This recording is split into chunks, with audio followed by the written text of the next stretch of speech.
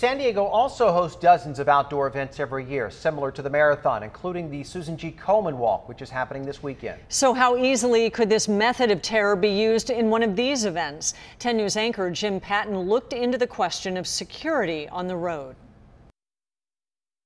The La Jolla half going up Torrey Pines, up towards the Cove, that's as close. Experienced marathoner Dennis Sable knows the spots where the cars get close, but he's not too concerned. No, I'm too worried about finishing the race. Me and the cyclist was hit the windshield and went over. But in an age where terrorism is turning to vehicles as weapons of mass destruction, what risk is there for running and walking events spread across several miles with thousands participating? You know, if somebody wants to get through, they're going to get through. Retired San Diego Police Detective Rick Carlson says, as with anything we do these days, be aware. Incumbent on the people that are involved in these events. I know they get focused when they're running or you're focused when you're riding a bicycle, but you got to try to use your periphery vision and see if anything's occurring. While most running events make every effort to separate cars and participants, there are just times where the road has to be shared, and sometimes they're separated by nothing more than a cone like this.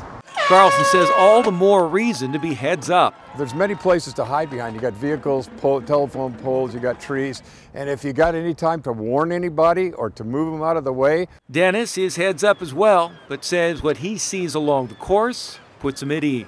There's a lot of security and stuff along the race routes. You know, guys on bikes and stuff, so it just seems pretty darn secure to me. Jim Patton, 10 News. In Motion Events in Carlsbad puts on the La Jolla Half Marathon and many other sport-related events in San Diego. They tell us safety is their #1 priority, and they follow the guidance of the San Diego Police Department in that regard. We reached out to the SDPD for this story, but have yet to hear back. And of course, we're going to continue to track the latest developments on the terror attack. For breaking news, even while we're off the air, be sure to download our free 10 News mobile app. Our wallets took another hit today as the price of gasoline jumped with a new tax. California added 12 cents per gallon to the cost of filling up our tanks, but there's an effort to have that tax hike repealed. Our 10 News reporter Steve Fiorina joins us live. And Steve, that tax increase is sparking a lot of controversy. Certainly is, Steve. One radio talk show host calling it a money grab. Those pumping gas here and other stations today with mixed feelings, saying they're not that happy about paying more, but hoping the money goes where it's supposed to. This was the scene just a few hours ago. Advertised prices bumped a dime a gallon on top of a dime last night. People tried to save a few quarters by filling up before the tax hike took effect. Look at the line of cars waiting to get to the Costco pumps last night in Mount Hope, backed up all the way to Market Street. Less congestion today as gasoline costs more. It can be problematic for people that have to drive, and if you have a car that it's a high consumption, it adds up. Kogo Radio's Carl DeMaio is launching a petition drive he hopes will get onto the November 2018 ballot to repeal the gas tax hike. And he's confident. We need 584,000 signatures from California voters, and we've already got over 250,000 people signed up online who've pledged to sign the petition at stopthecartax.org. Our scientific 10 News Union Tribune poll asked 500 adults if the 12 cent per gallon gas tax repeal were placed on the ballot, how would you vote? 28% would leave the tax in place. 64% would vote to repeal it. 7% were not sure. We have a rough map of the highway improvements Caltrans says would move to the fast track with money from the gas tax. 7 projects worth $62 million, stretching from the border to East County and North County. DeMaio doesn't buy it. Others say wait and see. It's going to be some time before we see the improvements, so we just have to be patient and see what happens.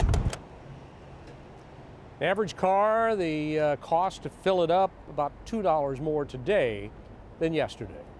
Live in El Cajon, Steve Fiorina, 10 News. That $2 stings. Thank you, Steve. Well, gas isn't the only thing getting more expensive. Part of the road funding package that Governor Brown signed includes a registration fee increase. And starting in 2018, registration fees will go up between $25 and $175, depending on how much your car is worth.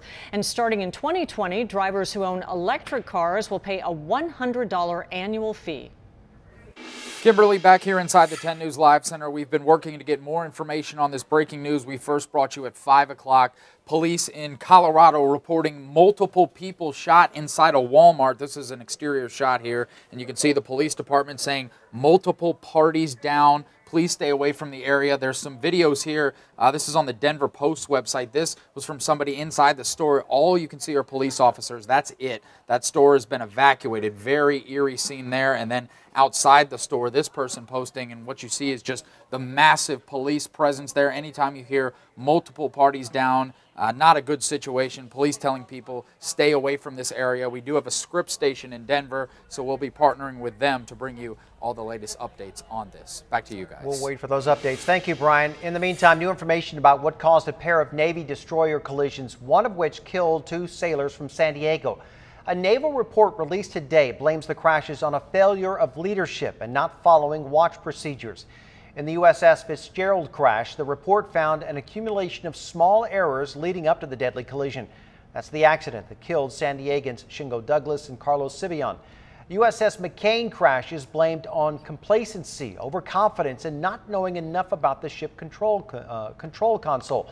The officers in charge of both ships have already been relieved of their duties. A developing story. Investigators trying to piece together what sparked a deadly house fire in Rolando this morning.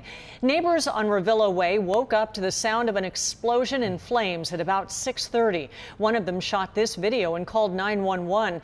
Firefighters showed up minutes later and quickly knocked down the flames. They pulled a man out and performed CPR. But it was too late. And 2 dogs could not make it out of a house fire in Santee this afternoon. Firefighters quickly put out the flames on Big Rock Road, but the homeowner is out of town, so there was no one there to help the dogs when that fire started. Neighbors tried breaking the window to get them out, but told 10 News the smoke was too thick to go inside. The smoke was so toxic, it literally, just from standing outside and smelling it, it started to burn my lungs, and I knew there was just no way I could go in there. There's just no way. I called for him and called for him and called for him, and no movement, nothing. And there's no word yet on what started the fire. A new report shows the number of gang members is on the decline in San Diego. Why that number could be a bit misleading about the city's success. Plus, pretty much everyone loves a beautiful open green park, and most people would hate it if it was replaced by something like this. And could more rain make that grass greener? Up and when our next chance and when the next storm will arrive. That's all coming up in just 2 minutes. Tonight, the deadly act of terror in New York City. The suspect using a truck as a weapon to plow down innocent victims on a bike path. What we know about his motive. World News Tonight with David Muir, America's most watched newscast. We are tracking more breaking news from here inside the 10 News Live Center. Right now, National City Police need your help to find a missing 9-year-old boy. Here, we've got a bigger photo of him. We'll pull it up right here. That's him. Right now, police say he wandered away from his home in the 1000 block of E Avenue, last seen wearing his school uniform. We'll post this on the 10 News page so you can get another look at this if you need. But if you've seen him, call National City Police. Back to you guys. Sweet little boy. Let's hope we can help find him. Thank you, Brian. New information shows the number of gang members in San Diego is down substantially from last year, but the numbers in this report, they're a bit misleading. It shows there are 237 fewer gang members than in 2016, but nearly a quarter of them were removed from the list after an audit found they didn't belong. And new laws make it more difficult for gang members to be added to the list. Now they're being way more careful in what they do, not because out of their generosity, but because the laws, the policies are forcing them to do it. And the city has outlined a new strategy that focuses less on policing gang members and more on providing resources to help young people stay out of them.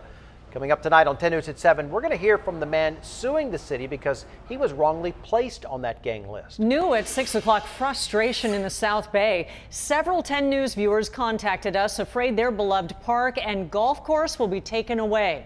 10 News reporter Joe Little reveals why the city of Chula Vista says no one should worry just yet.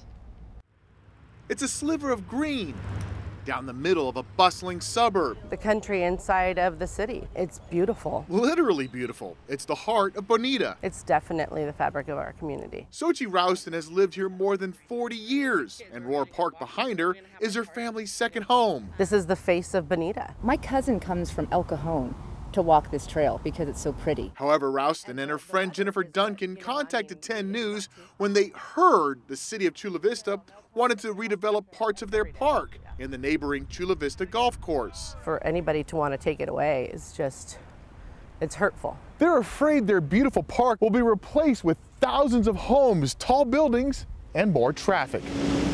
They found a report sponsored by the city that suggested building more than 2,000 homes on the golf course and park. That would add thousands of people to Sweetwater Valley. Rouston couldn't believe it. Shock and sadness. I contacted the city, which immediately said, hold on a second. A spokesman said the Chula Vista golf course isn't making enough money to refurbish the course. So the city wanted to know its options just in case it continues to flounder. The spokesman assured me there are no immediate plans to redevelop the course. We're just trying to raise awareness. Rouston and Duncan aren't taking any chances with their sliver of green. That just doesn't fit our aesthetic. That's not Bonita. Joe Little, 10 News.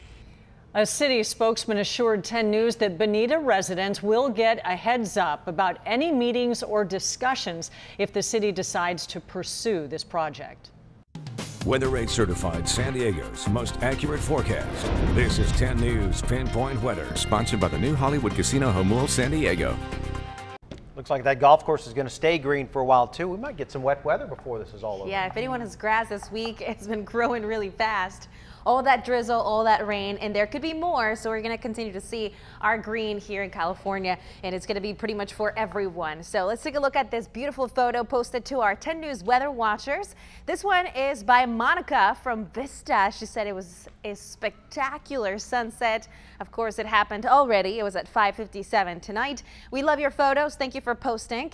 Now let's talk about November. What is in store for this month? What is normal? What's average? So typically we get to see a little bit of rain, an average about 1.5 inches. But for the next couple of weeks, we're going to continue trending below the average. There is that chance for some rain this weekend. It looks much better for Sunday and Monday, but we could see a little bit of that rain also Saturday night. The potential for rain will continue into next week, and sometimes we've seen even triple digits in the month of November. If you're wondering why, anytime we get that kind of warm up is typically due to Santa Ana winds. They're also normal during this month and also into December. So in our 10 News Pinpoint rain futurecast, you can see a chance for a touch of drizzle overnight and into tomorrow, and that chance is going to continue also on Friday morning.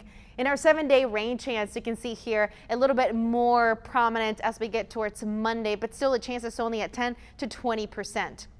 Over the next couple of mornings, 10% because of that drizzle, but the temperatures are going to stay in the 70s. Fairly cool, about 5 to 10 degrees below the normal. So we've gone from one extreme now to the other, but I don't think anybody's complaining about this number. 68 degrees on Saturday at the coast, inland areas between 70 to 68.